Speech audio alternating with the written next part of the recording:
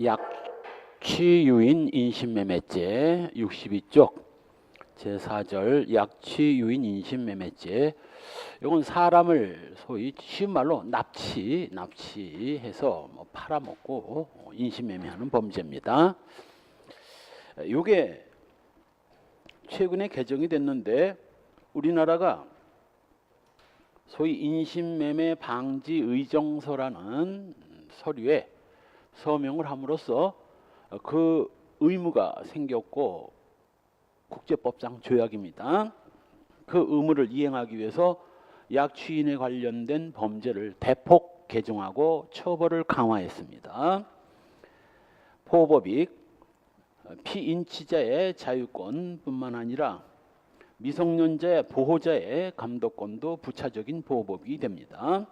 개정 이유 이미 설명했고 주요 내용 약취인죄를 약취인 인신매매죄 추가하고 요 목적범 형태의 약취인죄를 추가하고 결과적 가중범도 신설했죠.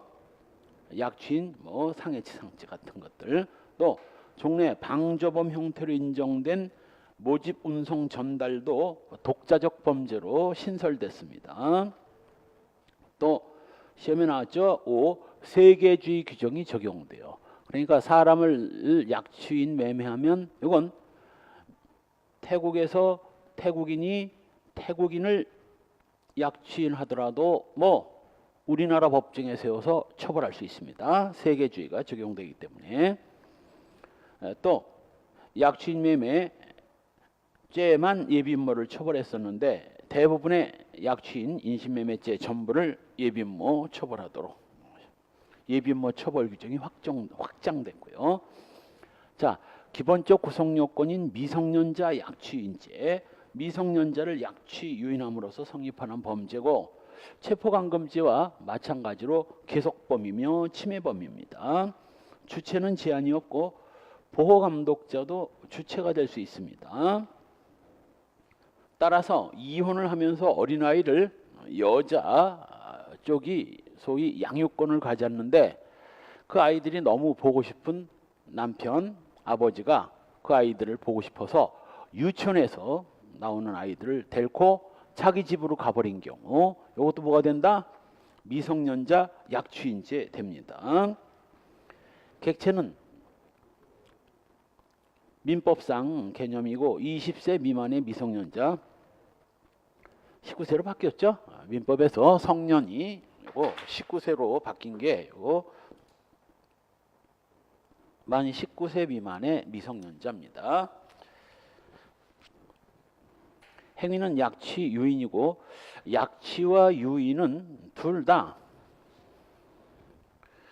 사람을 실력적 지배하에 두는데 우리 앞에서 배운 체포감금죄는 약취 유인죄와 비슷하긴 한데 체포감금죄는 소위 사람의 신체나 장소에 제한을 가하는 거고 신체나 장소적 선택의 자유를 제한하는 거고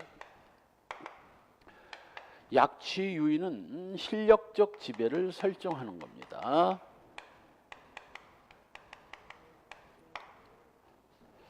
즉 사람을 수갑을 채우고 로프로 묶거나 또는 창고에 가두면 체포감금이 되는 거고 약취인은 가둬놓지는 않아요. 쉬운 말로 이제 자기가 키우고 싶은 애가 하나 있어. 너무 귀엽고 예뻐가지고 걔를 납치에다가 자기가 키워. 그러니까 가둬놓지는 않아. 유치원도 보내주고 현장학습도 보내주고 용돈도 주고 평상시에 나가서 놀아요.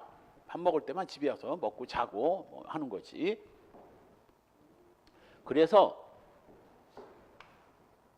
이 약취인죄라는 범죄는 없어.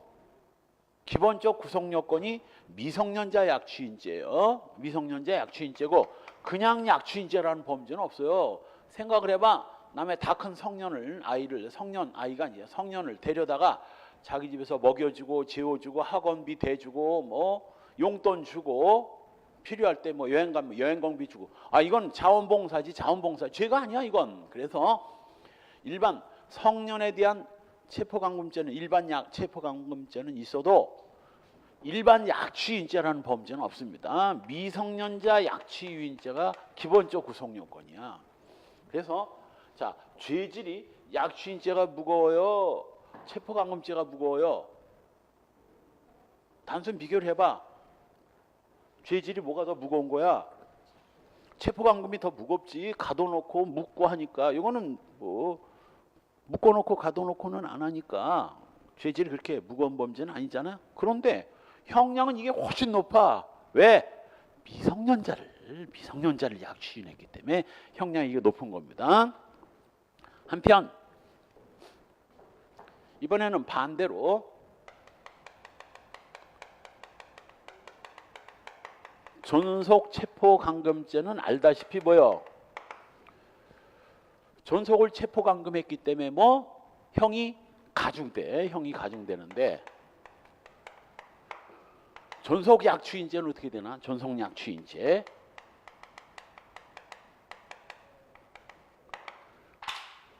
존속을 자기 집에다 몰래 데려다가 먹여주고, 이게 존속을 먹여준다는 게 좀 뭐하지만 먹여주고 재워주고 뭐 효도 여행 보내주고, 이거 범죄가 아니요. 효자지. 이건 효자지. 이건 애당초 이런 범죄 없어. 시험에 나왔어. 다음 중 직계 존속에 대한 형 가중 규정이 없는 것은 체포감금죄, 폭행죄, 뭐 상해죄, 그리고 약취인죄 이렇게 나왔어. 정답이 뭐예요? 약취인죄. 이건 효자지. 죄가 아니지. 그래서 약취인죄는 그냥 약취인죄라는 범죄도 없고 존속 약취인죄는 더더욱 없어요. 죄가 아니라 존속에 대한 효도인데 뭔 죄가 돼? 그러나 체포감금죄는 일반 체포감금죄 있고 뭐 존속 체포감금죄는 형 가중됩니다. 뭐 미성년자 체포감금죄는 따로 없어. 그냥 체포감금죄가 되는 거지. 따라서 미성년자를 약취유인해야지 일반 약취인죄라는 범죄는 없고요. 한편 미성년자가 혼인을 하면 보통 민법상 17살짜리인데 18살, 17살짜리라도 뭐 혼인을 하면 성년으로 인정해 줍니다. 이걸 성년의제라고 하는데 그건 민법에서나 그렇고 형법에서는 18살짜리 결혼한 18살짜리라 하더라도 민법상 성년일지 몰라도 형법상으로는 뭐 엄연히 미성년자 약취인죄가 되는 겁니다. 행위는 약취유인이고 약취유인이란 이렇게 실력적 지배를 설정하는데 실력적 지배란 아까 얘기했듯이 뭐 어디 묶어두고 가둬놓는 게 아니라 자기 집에서 키우는 거야. 자기 집에서 먹여주고 재워주고 키워주는 건데 자기 실력 지배하에 두고 약취는 그 실력적 지배를 뭐로 폭행 협박으로 실력적 지배를 설정하는 거고 유인은 이건 뭐 기망을 수단으로 해서 요 실력적 지배를 설정하는 겁니다. 바로 밑에 유명한 사건이죠. 다문화 가정이었습니다. A가 B녀와 결혼을 했는데 베트남 여자야. 그래서 아이가 태어났고 S, D 뭐 아이가 태어났고 그런데 개념이 없는 거지. 아무리 베트남 여자라도 결혼을 했으면 엄연히 뭐예요? 자기 배우자고 파트너야.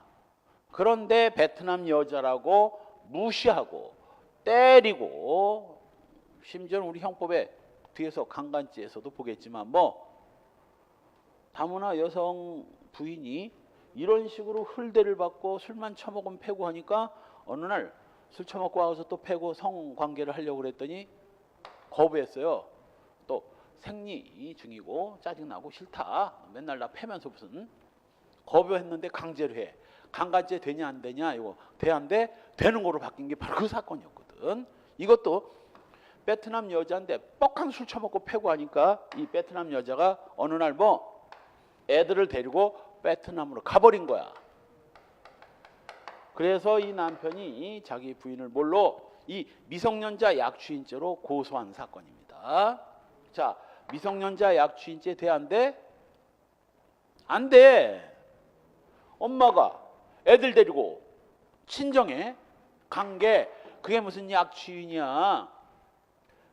결혼해서 살다 보면 이제 부부싸움 좀 대판하고 하면 부인이 의뢰 애 데리고 친정 가. 우리나라에서도 나도 한번 갔어. 우리 집사람 갔어. 가가지고 그 여자가 애 데리고 싸움하고 친정에 가는 건 뭐야? 네 잘못을 깨닫고 나를 모시러 와라 이 뜻이에요.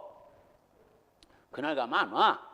며칠 놔둬야 돼. 며칠 놔두면 이 인간이 이거 정말 나 데리러 올 생각이 없는 거야 뭐야 하고 은근히 걱정될 때 가서 미안하다고 하면서 오자고 하면 오지만 간 그날 가봐야 그건 100% 안 와요. 그냥 내버려둬 한 2, 3일 후에 가면 얼른 따라오지. 아니 베트남 부인은 부인도 아니야. 부인이 부부싸움하고 애 데리고 친정 간 게 그게 무슨 미성년자 약취인죄야. 따라서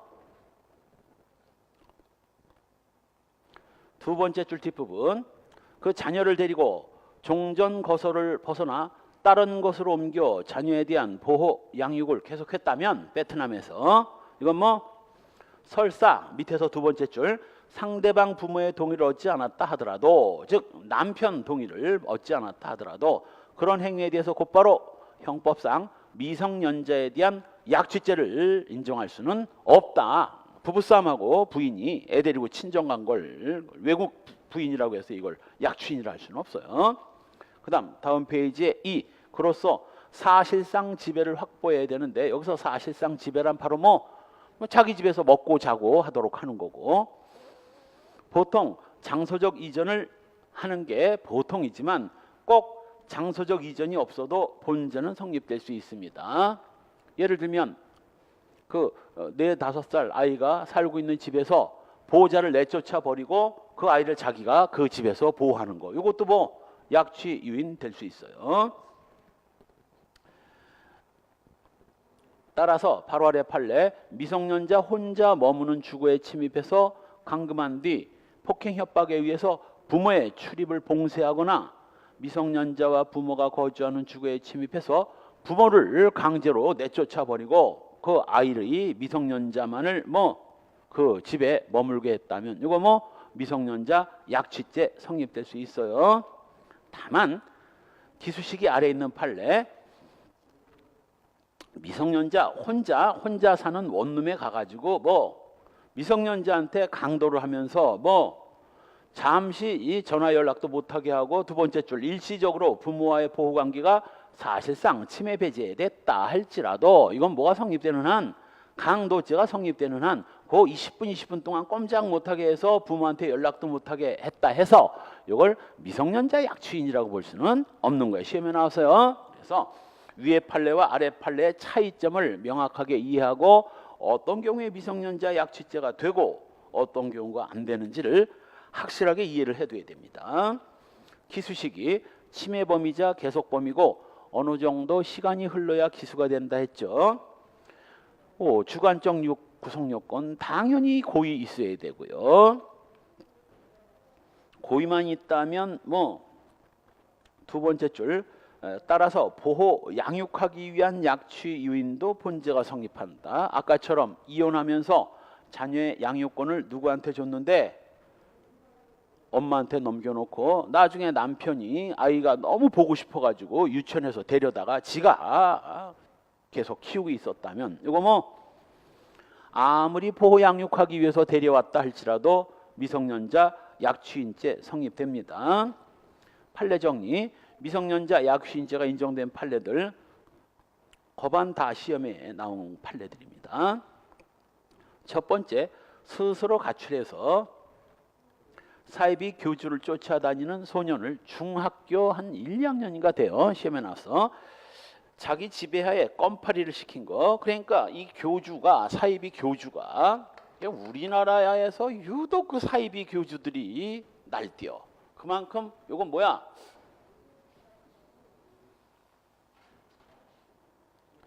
판단 능력이 좀 없다는 거야.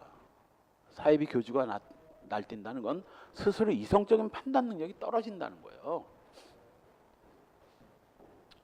이 교주가 말 그대로 사이비 교리를 설파하니까 여기에 A가 홀딱 반해가지고 교주를 찾아가서 나 영원히 교주님의 사람이 되고 싶습니다. 자, 정상인이라면 어떻게 돼? 여러분이 교주라면 이런 어린아이가 와서 중1, 2밖에 안 된 아이가 와서 이런 소리를 하면 갑이 정상인이란 뭐라고 합니까? 아이고 넌 아직 어려서 안 돼. 너 나중에 성인이 된 뒤에 오든지 지금 학교 다녀라. 이게 정상인지. 잘 왔다 너 잘 왔다. 주님의 일을 내가 시킬 테니 열심히 해라. 그래 놓고 뭘 시켜? 껌파리 행상을 시킨 겁니다.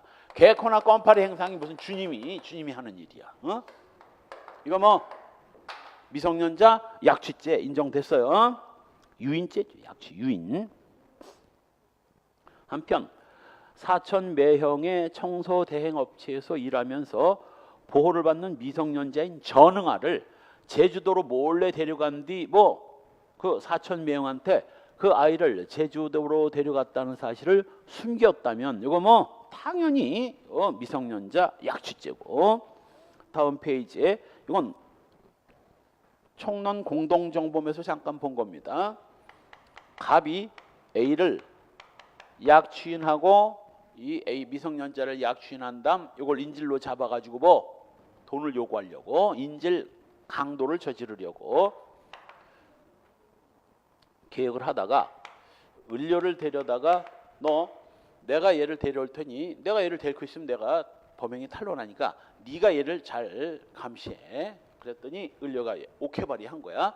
D-Day를 1월 10일로 잡고 공모는 1월 15일 날 한 거지. 그런데 1월 10일이 되기 전에 1월 17일 날 절호의 찬스가 온 거야. 그러니까 갑은 원래는 20일 날 1월 20일 날 약취인하려고 했었는데 3일 전에 절호의 찬스가 오니까 을료와의 약속은 1월 20일이었지만 1월 17일 날 약취 유인해 옵니다. 그리고 을료는 1월 20일부터 갑한테 넘겨받아서 A를 감시하기로 했었는데 1월 17일 날 갑이 A를 약취인해 온 다음 1월 19일 날 범행이 탄로나는 바람에 을료는 약취 유인 후에 감시한 적도 없이 범행은 끝나버렸습니다. 자, 일단 그 뒤 이제 약취인한 뒤에 돈을 요구하고 하면 이제 인질 강도인데 여기까지만 봅시다. 갑은 약취 유인죄 기수고 을은 어떻게 된다고? 을 약취 유인죄 공동정범입니다. 소위 말하는 공모 공동정범. 공모를 했다면 공동 실행을 하지 않았다 할지라도 이거 공동정범 성립되는 거예요. 공모 공동정범 인정되는 겁니다. 또 4. 미성년자를 보호감독하고 있던 아버지의 감호권을 침해해서 약취행위의 미성년자의 동의하에 그녀를 자신들의 사실상 지배하에 옮겼다 하더라도 미성년자의 동의만 갖고는 피해자 승낙 안 됩니다. 반드시 누구의 동의가 또 있어야 돼요. 미성년자는 판단 능력이 없으니까 일단 1차 미성년자의 동의는 있어야 되고 둘째 그 미성년자의 보호자의 동의도 있어야 되거든. 보호자의 동의. 따라서 보호자의 동의 없이 미성년자의 동의만 받아서 사실상 지배를 확보했다면 이건 미성년자 약취인죄 성립되는 겁니다. 보호자의 동의가 없는 한. 그래서 순경시험에 한번 나온 적도 있어. 다음 중 피해자 승낙에 의해서 위법성이 조각될 수 없는 것은 1. 폭행죄의 피해자의 승낙. 2. 감금죄의 피해자의 승낙. 3. 미성년자 약취 유인죄의 미성년자의 승낙. 4. 강간죄의 피해자의 승낙. 답 뭐야? 3번. 다른 건 다 위법성이 조각되거나 최소한 구속요건이 조각되지만 이 미성년자 약취인죄는 미성년자의 승낙만 갖고는 절대 위법성 조각 안 돼요. 이건 약취인제 성립되는 겁니다. 이렇게 나온 적이 있어. 시험에 한번. 굉장히 어려운 문제입니다. 여러분들은 뭐 긴 양이 많은 문제를 어렵게 생각하는데 사실은 짤막한 요 한 문제가 사실은 굉장히 어려운 문제인 거예요. 그리고 물론 내용이 긴 문제도 어려운 문제가 있긴 하지만 그중 절반 이상은 정말 쉬운데 답이 있는 게 있어. 그러니까 혹시 시험장에 가더라도 뭐 절대 쫄지 마라. 긴 문제가 나와도 쫄지 마라. 읽는 도중에 아주 기본적이고 쉬운 곳에서 답이 딱 걸리는 경우가 있거든. 그만 팍 찍으면 되는 거야. 나머지 시간 없으면 안 봐도 돼. 급하면. 따라서 피해자 승낙으로 위법성이 조각되려면 미성년자 동의는 물론 보호자의 동의까지 있어야 됩니다. 마지막, 아무리 친권자라도 외조부, 외할아버지가 맡아서 양육해오던 미성년자를 아이의 의사에 반해서 사실상 자신의 지배하에 옮겼다면 볼 것도 없이 뭐 여러 번 얘기했잖아. 아버지라도 아무리 친아버지라도 뭐 외할아버지가 양육해오고 있는 자기 자식을 함부로 데려오면 미성년자 약취인죄입니다. 한편 약취인죄가 성립되지 않는 경우 자기 아내로부터 아이들을 격리시키고자 하는 친구 부탁으로 아이들을 보호하고 있는 자가 위 아이를 인도하라는 어머니의 요구를 거부한 경우 이때는 이제 반대야. 아버지가 아이를 양육하고 있고 아버지가 얘를 양육하는데 힘드니까 누구한테? 병한테 부탁을 한 거야. 우리 아이 좀 잘 보호해 달라고. 병이 양육권자인 갑의 승낙을 부탁을 받고 A를 보호하고 있는데 을려가 병한테 와서 네가 왜 우리 자식을 데리고 있느냐, A를 내놔라 했더니 병이 뭐라고 그랬겠어? 내가 그냥 데려온 게 아니라 갑의 부탁으로 내가 보호하고 있는 중이다. 바로 너 같은 못된 인간이 와서 데려갈까 봐 보호하라고 했어. 그래서 뭐 을려의 인도 요구를 거부했다면 이건 뭐 약취인죄 된다 안 된다? 안 된다. 양육권자가 보호하라고 해서 보호하고 있는 걸 갖다 양육권자 아닌 자가 와서 달라는 걸 줘버릴 수는 없는 거야. 그리고 2번도 시험에 나왔죠. 잡지사 기획실장 갑이 여고생 을려가 가출해서 영화배우가 되도록 도와달라고 하자 핵심 키워드가 나옵니다. 나는 잡지사 기획실장이지 엔터테인먼트 기획실장이 아니다. 엔터테인먼트 기획실장이어야 뭐 연예인으로 키워주든가 말든가 하지. 집으로 돌아가라. 난 그런 거 못한다. 근데 을려가 말을 듣지 않고 갑의 자취방에 기어들어와가지고 같이 지내면서 뭐 갑의 사촌 동생이라고 하면서 갑 친구들과 어울려 지냅니다. 자, 이거 약취인죄 된다 안 된다?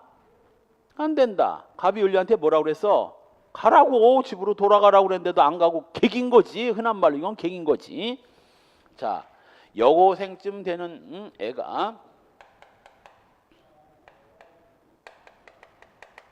더군다나 연예인을 꿈꾸고 있어요. 소위 비주얼은 좀 되는 애지. 비주얼도 안 되는 애가 뭐 연예인 된다고 하겠어. 웬만큼 저 비주얼도 되고 몸매도 괜찮고 예쁘장한 애야. 젊은 애고 얘는 또 잡지사 기획실장은 젊은 애고 와가지고 연예인으로 키워달라고 하니까 아니다. 나는 잡지사, 연예 잡지는 연예 잡지야. 연예 잡지 실장이긴 하지만 연예인을 키우고 하는 건 내 몫이 아니다 라고 했는데도 와가지고 뭐 갑집에서 먹고 자고 한 거야. 그 대신 이제 염치는 있으니까 뭐 설거지나 청소 같은 건 해야지. 양심이 있으면 그 남의 집에서 좀 속된 말로 빈대 까고 있는 건데 그러면서 갑이 뭐 A를 못 나가게 한다든가 그런 거 없어. 친구 만나고 싶으면 가고 뭐 갑 친구들한테는 사촌 동생이라고 하면서 같이 있고 뭐 나가고 싶으면 언제든지 나갔다 돌아오고 뭐 그랬어. 어떨 때는 뭐 나가서 자꾸 안 들어오고. 그리고 얘도 젊고 얘도 젊은 여자애야. 더군다나 뭐 비주얼 괜찮은 애라고. 여러분 같으면 이런 괜찮은 애가 옆에서 젊은 흔한 말로 영계가 옆에서 자고 있는데 성적으로 동하지 않는다는 그게 이상하지 오히려. 그래서 결국 뭐야? 성관계까지 맺는 거야. 그래가지고 이 부모가 와서 봤더니 흔한 말로 뭐 속 터지지 이 미친년이 여기 와가지고 연애한답시고 이 남자하고 성관계까지 맺고 뭐 거의 동거하다시피 하고 있으니 속 터져가지고 이 인간을 처벌하고 싶은데 뭐 성관계는 말 그대로 뭐 합의에 의해서 이루어진 거고 뭐 강제로 한 것도 아니고 그러니 성관계 부분에 대해서 갑을 처벌할 수 없자 F와 M이 뭐 얘를 미성년자 약취인죄로 고소를 한 건데 약취인죄도 뭐 가라고 하는데도 안 가고 얘가 이러고 있었지 내가 언제 있으라고 그랬냐 그래서 뭐 약취인죄 안 된 거야 약취인도 안 된 겁니다. 아유 이런 딸년남은 정말 속 터지지 예? 3. 아까 본 그 판례죠. 단지 금품 강취를 위한 반항을 억압하는 과정에서 잠시 그 미성년자와 부모에게 폭행 협박을 가해서 일시적으로 부모와의 보호관계가 배제됐다 할지라도 이건 강도의 일부이지 이걸 미성년자 약취인이라 할 수는 없습니다.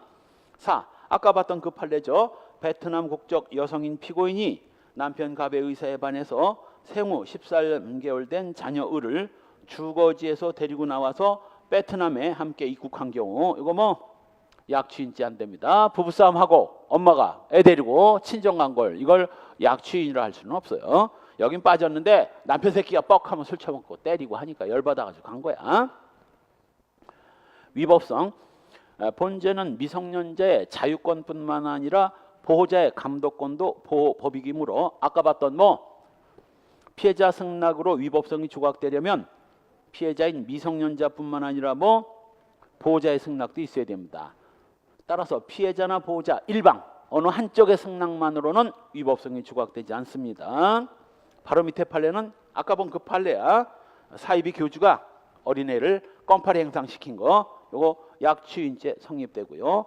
최소 약취 유인이 경합한 경우에는 뭐 그냥 하나의 미성년자 약취인죄가 성립되고 미성년자를 약취 유인한 자가 이제 미성년자가 집에 가겠다고 울면서 우리 집에서 살라고 했더니 맨 처음에는 아이스크림 매일 사준다고 그래가지고 홀딱해서 왔는데 며칠 지나니 이제 엄마 생각나고 집에 가겠다고 울으니까 뭐 너 안 되겠구나 하고 지하 창고에 가뒀다면 그 순간 이제 뭐가 되는 거야? 체포감금이 되는 거고 이때는 체포감금죄와 약취 유인죄는 뭐 실체적 경합이 되죠. 시험에 한번 나와서 실경이 됩니다. 다음 페이지에 첫 번째 판례가 바로 그 사례고 약취인한 자가 감금까지 했다면 약취인죄와 감금죄 따로따로 성립한다. 그 다음 3. 추행 등 목적 약취인죄 이건 추행, 간음, 결혼, 영리 목적으로 또는 노동력 착취, 성매매, 성적 착취, 장기 적출을 목적으로 또는 국외에 이송할 목적으로 사람을 약취인하거나 약취인단 사람을 국외에 이송하는 범죄입니다. 객체에 제한 없고요. 행위는 약취 유인을 하거나 국외 이송을 하는 거고 이때 국외 이송 목적 추행이나 간음 목적 약취인죄의 경우 추행이나 간음 목적을 달성했는가 여부는 묻지 않습니다. 따라서 시험에도 한번 나온 거죠. 갑이 15살짜리 여자애를 추행, 영리 목적 등으로 1월 10일 11시 30분에 약취 유인을 했는데 약취인된 A녀가 시간이 지나면서 갑의 의도를 간파하고 17시 54분에 도주합니다. 갑의 감시를 피해서 도주해요. 시험에 나온 거야 이거 갑의 죄 책임 뭐냐? 1. 미성년자 약취인죄의 미수 기수 추행 목적 약취인죄 미수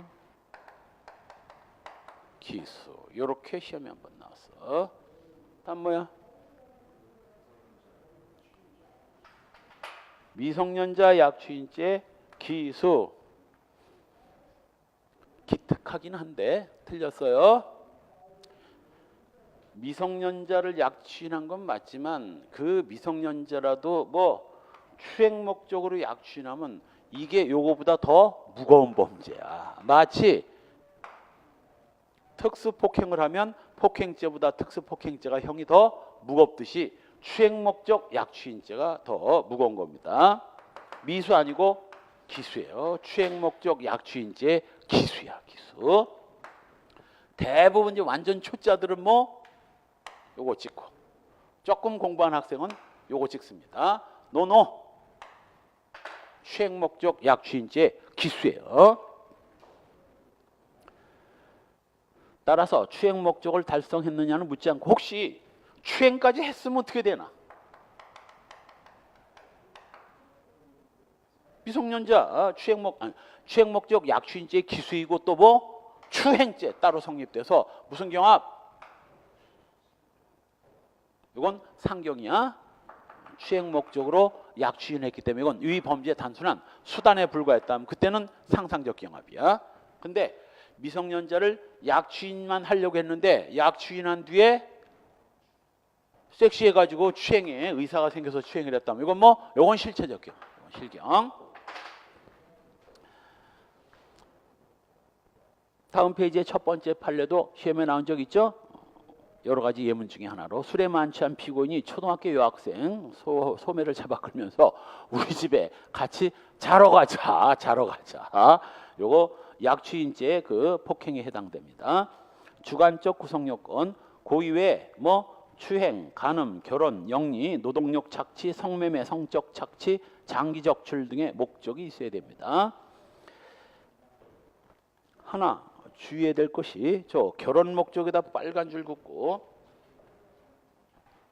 자 이게 부진적 목적범인데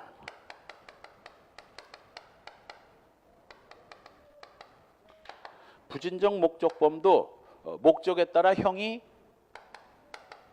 보통 이제 가중이 되는데 형이 감경되는 부진적 목적범도 있었어요.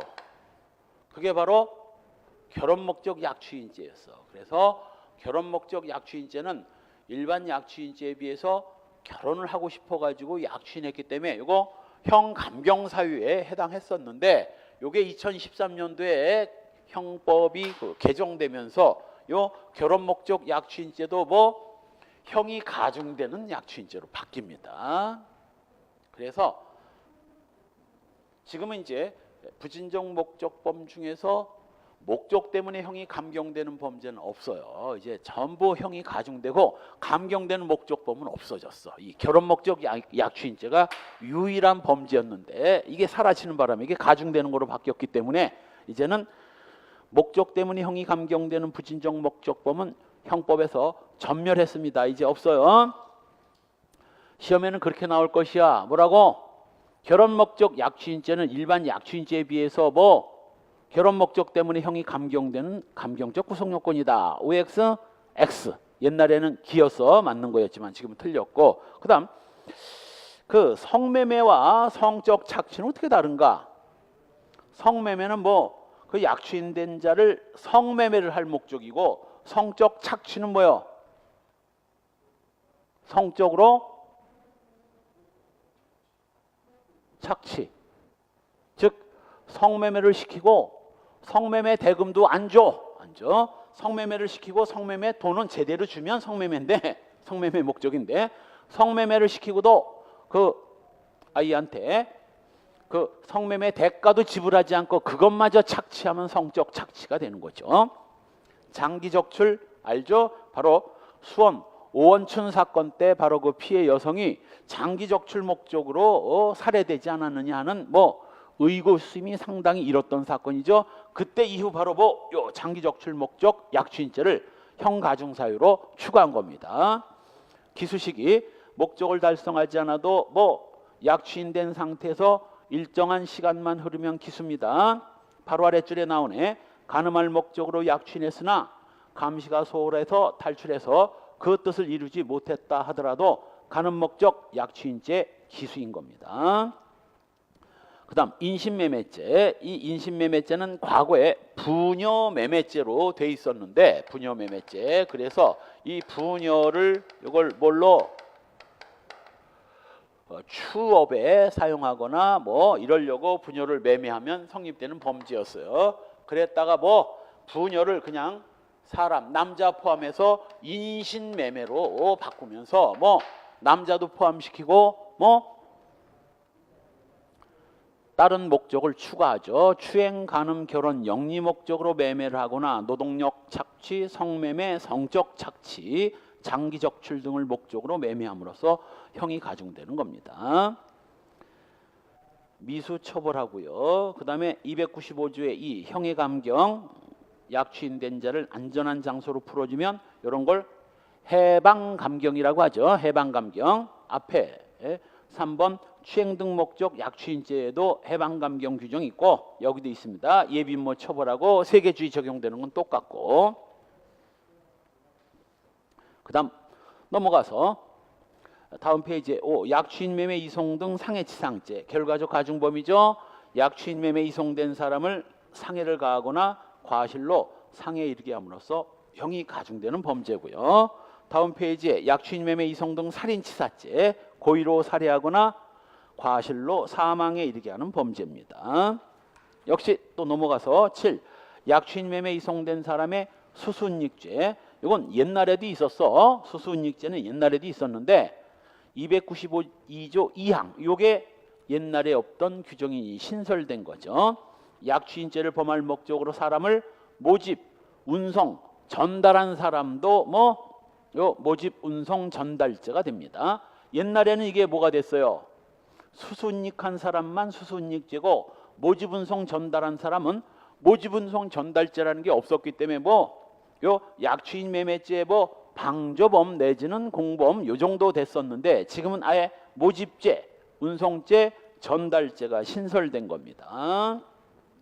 그다음 드디어 제5절 강간과 추행의 죄, 성적 자유를 침해하는 범죄입니다. 보호법익은 개인의 성적 자유고 다만 폭행 협박을 수단으로 한다는 점에서 의사결정의 자유도 부차적인 보호법익이 되는 겁니다. 또 개정이 됐는데 결정적으로 강간죄의 객체를 부녀에서 사람으로 확대를 하죠. 사람으로 확대되는 바람에 이제는 옛날에는 여자가 남자를 강간할 수는 없었어요. 그런데 요 사람으로 확대되면서 여자가 남자를 혼자서도 강간할 수 있는 상황이 된 거지. 또 친고죄, 혼인빙자, 간음죄, 친고죄 규정 폐지됐고 혼빈간은 옛날에 2012년대다. 이 2012년도에 개정된 게 2013년 때부터 시행되기 시작했죠. 혼빈간 이때 폐지됐고 그 전에 위헌 결정이 떨어져서 폐지됐고 친고죄 규정도 폐지됐습니다. 그래서 주요 내용 부녀에서 사람으로 바꿨고 2. 친고죄 규정을 삭제했고 3. 신설됐죠. 유사강간.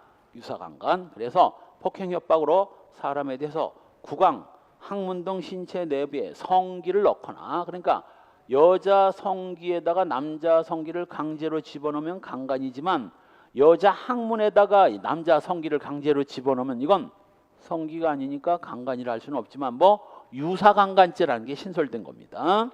또 반대로 성기 항문에다 신체 일부나 도구를 넣는 거 이것도 유사강간이죠. 그래서 성기 아닌 데다가 성기를 넣는다든가 성기에다가 성기 아닌 걸 넣는 게 다 유사강간이 되는 겁니다. 따라서 옛날에는 남자가 여자를 성기에다 강제로 여자 성기에다 남자 성기를 넣으면 강간이고 항문에다 넣으면 뭐였어요? 강제추행이었어. 강제추행은 강간보다는 훨씬 형량이 떨어지거든. 근데 이제 그 강간보다는 떨어지지만 강제추행보다는 형이 무거운 바로 유사강간이 신설된 거죠. 그다음 강간죄, 폭행 협박으로 사람을 강간한 자 3년 이상의 징역이고 보호법익은 성적 자유, 구성요건의 주체 제한 없고 남자 여자 묻지 않습니다. 뒷부분도 쉴 데 없는 거야. 왜 쓸데없냐? 지우세요. 옛날에 여자가 강간죄 주체가 혼자서 강간죄 주체가 될 수 없을 때는 여자라도 남자와 함께라면 간접정범이나 공동정범이 될 수 있다라고 했었는데 지금은 그냥 여자가 강간죄가 되는데 무슨 뭐 간접정범 공동정범이야? 의미가 없는 거죠. 이거 과거에 여자 혼자서는 강간죄를 저지를 수 없었던 시절에 있었던 내용이에요. 그냥 싹 지우세요. 다음 페이지의 첫 번째 판례. 하여간 뭐 별하별 살다 보면 미친년들 많아요. 여기 A, B, C다 뭐다 말 나오는데 요건 그냥 자 책 내용이 아니라 내가 그냥 이 A, B, C 셋이서 요 감녀를 강간하기 위해서 C는 얘하고 좀 친한 친구 사이예요. A, B는 남자 놈이고 얘가 흔한 말로 감녀를 따먹고 싶어해.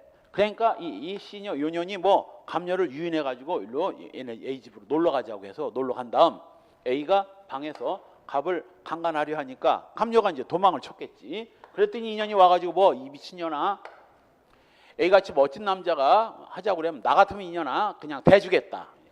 여긴 빠지는데 대주겠다. 뭘 잘났다고 A의 요구를 거부해 미친년 하면서 머리를 잡아당기고 귀차대기를 때리면서 A 방으로 강제로 쑤셔 넣어가지고 A가 기어이 강간하게 했다면 이건 합동강간이야. 합동강간 특수강간이 되는 겁니다.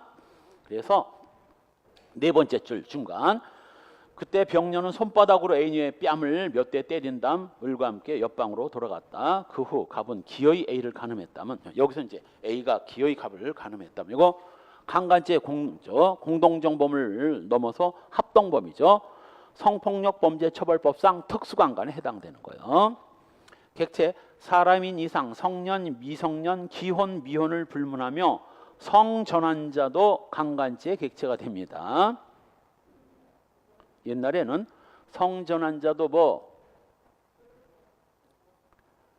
강간한 놈이 성전환자라는 걸 알고 했다면 강제추행, 모르고 했다면 강간 그랬었는데 지금은 남자가 그냥 강간죄 객체가 돼버린 이상 이제는 이건 의미가 없죠. 사실은 남자 여자 성년 미성년 가리지 않습니다. 모든 사람이 다 강간죄 객체가 되니까 이 법률상의 처 이것도 시험에 몇 번 나온 거야. 이 법률상의 처도 법률상의 처에 대해서도 강간죄가 되느냐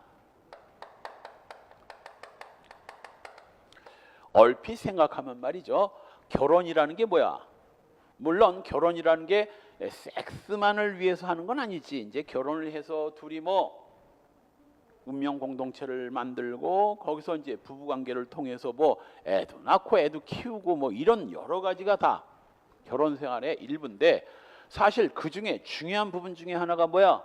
섹스가 결혼의 중요한 부분이지. 그래서 민법상 이유 없이 부부관계를 장기간 거부하면 이혼 사유가 돼. 쉬운 말로 그러려면 뭐하러 결혼했어? 섹하기 싫으면 뭐하러 결혼해? 그냥 혼자 살지. 따라서 결혼을 한다는 것은 남자건 여자건 앞으로 우리 부부관계 섹스를 즐기면서 신나게 살아보자 라고 포괄적으로 성관계에 대해서는 동의를 했다는 거지. 그래서 상식적으로 그래. 오늘따라 마누라 엉덩이가 그렇게 섹시해 보여. 자, 마누라 엉덩이 한번 만져줄 수 있다 없다? 있다. 부부지간에 그 엉덩이 좀 한번 만져주고 귀엽다고 하는 거 이게 무슨 죄가 돼? 그래서 옛날에 법률상처는 원래 강간죄가 될 수 없고 왜? 섹이라는 걸 처음부터 결혼할 때 다 성락을 한 거 아니냐? 될 수 없고 단지 아무리 법률상처라 하더라도 부부관계가 다 파탄난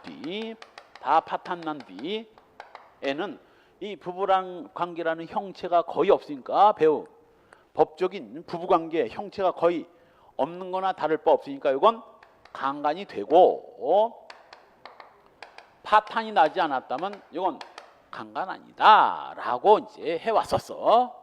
시험에 이것도 잘 나왔어. 그러다가 이제는 전원합의체로 바뀝니다.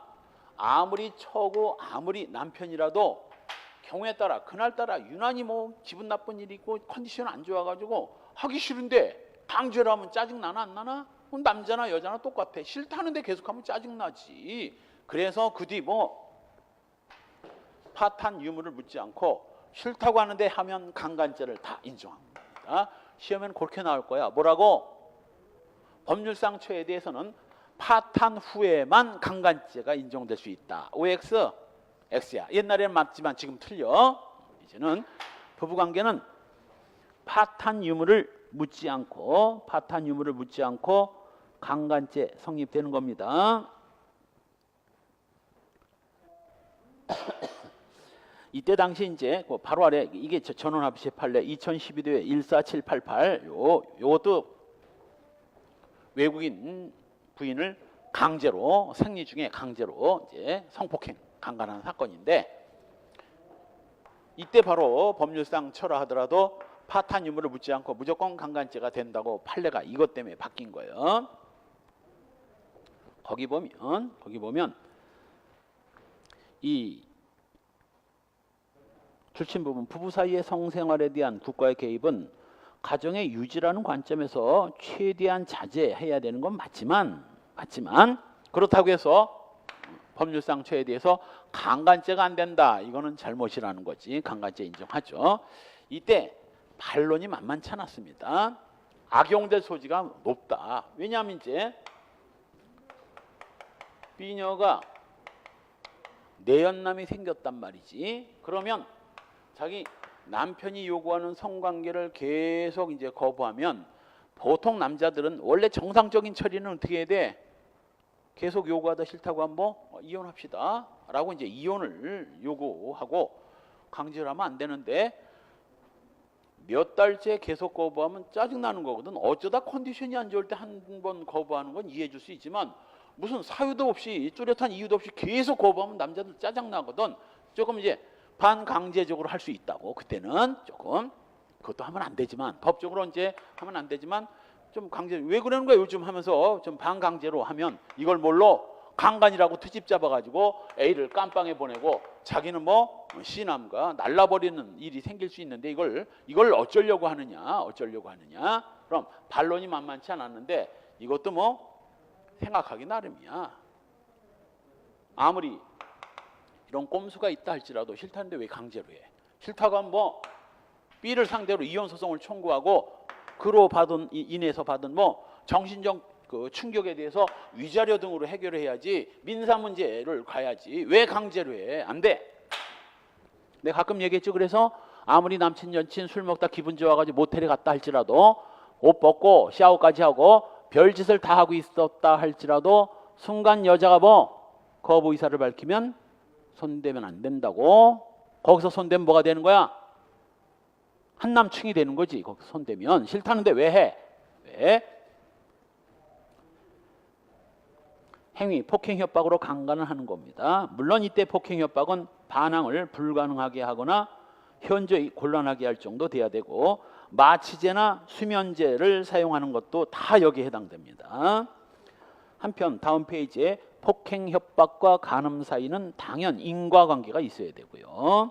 따라서 폭행 협박 이전에 반항 의사나 능력을 상실한 부녀를 간음하면 이건 준강간죄가 될 뿐입니다. 그래서 술 취한 부녀를 발견하고 집까지 데려다 주겠다고 하면서 여관으로 끌고 가서 간음을 했다면 이건 준강간이 돼요. 자, 여기서 뒤에서 배우겠지만 준강간과 강간을 구별. 그러니까 술 취한 여자를 강간하면 강간이 될 수도 있고 준강간이 될 수 있는데 많지요.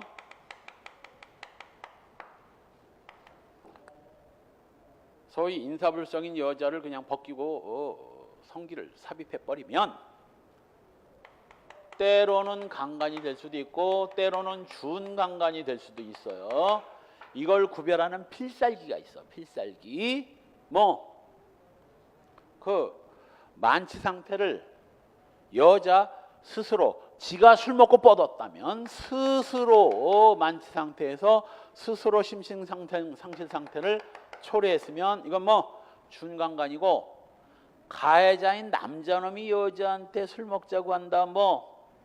자꾸 못 먹는 술을 한 잔만 딱 한 잔만 더 하라고 해서 뻗게 만든 다음 끌고 갔다면 이건 뭐 강간이야. 이거 가해자가 초래했다면 이건 뭐 강간이 되는 겁니다. 강간이 되는 거야. 따라서 같은 사무실의 여직원한테 뭐 오늘 술이나 한잔 하자. 기분도 그런데 꿀꿀한데. 그래서 술을 먹다가 둘이서 그냥 기분 나쁜 일이 워낙 그날따라 많아가지고 술을 먹다가 여자가 꽐라가 되니까 끌고 가서 성폭행을 했다면 이건 뭐 중간간. 왜? 같이 술 먹자고 그러지 누가 꽐라가 되도록 먹자고 그랬어? 근데 애당초 그 여자한테 술 먹자고 한 동기가 뭐 술 먹여서 뭐 하려고? 먹게 만들려고. 그래서 술 먹인 다음에 했다면 이건 뭐 강간이 되는 겁니다. 시험에 잘 나와요. 판례 정리. 강간죄 폭행 협박이 인정된 사례. 여관방에서 여자를 강간하려고 했더니 당연히 여자가 뭐 반항을 했더니 뭐라고? 두 번째 줄. 옆방에 내 친구들이 많다. 소리를 지르면 얘들이 다 달려와가지고 그 여러 명을 다 네가 상대해야 된다. 나 한 명하고 할래. 그 여러 명한테 당할래. 그러니까 여자가 감히 소리를 못 질렀지. 지금 이 자식도 짜증나 죽겠는데 비명 소리 듣고 와가지고 여러 명이 오면 한 명도 짜증 정도야. 한 명도 지금 끔찍해 죽겠는데 여러 명은 더 끔찍하니까 끽소리도 못했다면 그 끽소리도 못한 것이지 동의를 해준 게 아니죠. 역시 이 유부녀인 피해자에 대해서 혼인의 성관계 사실을 폭로하겠다고 협박해서 성관계를 요구했다면 이거 뭐 강간죄 협박 된다 안 된다? 된다. 자기 남편한테 바람 폈다는 사실이 알려지면 이혼을 당할 것이고 애들하고 찢어져야 될 것이고 그 어마어마한 고통 요것도 뭐 협박, 강간죄 협박 됩니다. 여긴 빠졌지만 혼인의 성관계뿐만 아니라 또 뭐 사체를 쓴 사실을 집안에 알리겠다. 요것도 강간죄 협박 인정됐습니다. 세 번째 판례가 바로 뭐 소위 오프라인 모임에서 모여가지고 술 먹고 집에다 데려다 주겠다고 하면서 차에서 세 번째 줄 뒷부분 양손으로 피해자의 어깨를 눌러 옆으로 눕혀서 한거불능케 한 다음 속옷을 벗기고 이래 간음했다면 이거 강간이지. 그러나 강간죄 폭행 협박이 부정되는 경우 너는 유부녀고 나는 총각이니 들키면 누가 망신이냐 라는 말에 수치심을 느껴 소리치지도 못하고 반항을 억압당했다면 이건 뭐 협박 아닙니다.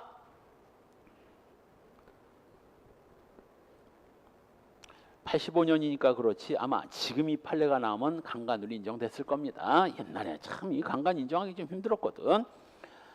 역시 2번 손목을 비트는 등 강제로 여관을 끌고 가서 간음을 했지만 당시 여관 주인이 방을 안내하는데도 피해자가 뭐 창피해서 구조를 요청하지 않았다면 뭐 동의를 한 걸로 본 거죠. 이거 강간 인정 안 됐습니다.